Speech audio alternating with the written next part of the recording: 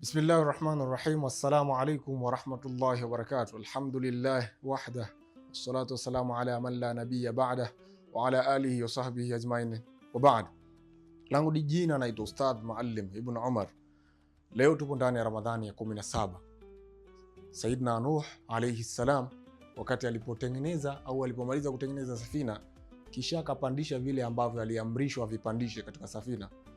Baadaye alimwambia mwanae kwamba ya bunayya irkab maana, mwanangu, panda pamoja na sisi katika safina hii. Alimwambia maneno ya huruma baba kwa mwanae kwamba hebu panda katika safina hii, lakini mtoto yule hakutaka ama hakuweza kumsikiliza babake na kumwambia kwamba saawi ila jabalin yasimuni min alma, kwamba nitapanda kule juu ya mlima, mlima huu utaniokoa na haya maji. Hakujua kuwa ile gharika inayokuja ni anayeleta ni Mwenyezi Mungu Subhanahu wa Ta'ala, na kuwa yeye anaweza kila kitu, kwamba yale maji anaweza kaufunika mpaka ule mlima. Kwa kuwa yeye alijiona kuwa ni mjanja, ni kijana, kwa hivyo akamwambia babake kwamba mimi nitapanda juu ya mlima kule, nitajilinda na haya maji.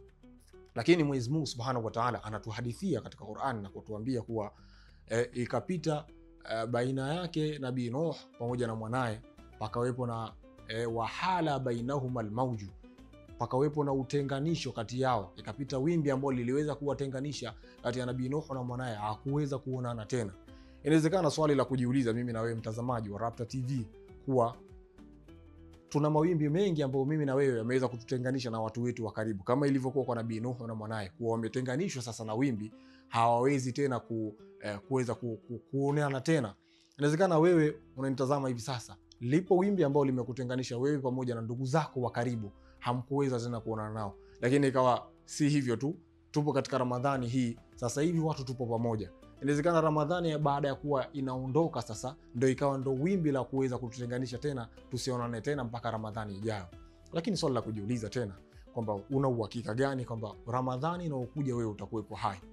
Kwa hivyo jambo la kuwa makini nalo na jambo la kulizingatia ni kuwa imekuja Ramadhani hii, basi iweze kutubadilisha, tuweze kukaa katika mstari huu tuliokuwa nao, kwamba tulikuwa hatuswali vipindi vitano, basi hivi sasa tunaswali vipindi vitano. Basi tuendelee hivyo hivyo hata baada ya kuwa Ramadhani hii imekwisha ondoka. Isiwe Ramadhani ni sababu isiwe Ramadhani kuondoka kwake ikawa ni sababu ya kuweza kututenganisha sisi na ndugu zetu tuliokuwa nao karibu, kwa maana ya kuwa tulikuwa tunafanya ibada kwa pamoja, tunashiriki tarawehe, tunakuwa hivyo magharibi katika iftar. Sasa Ramadhani kuwa inaondoka sasa ndio ikawa ndo wimbi la kututenganisha baina yetu sisi na ndugu zetu wa karibu.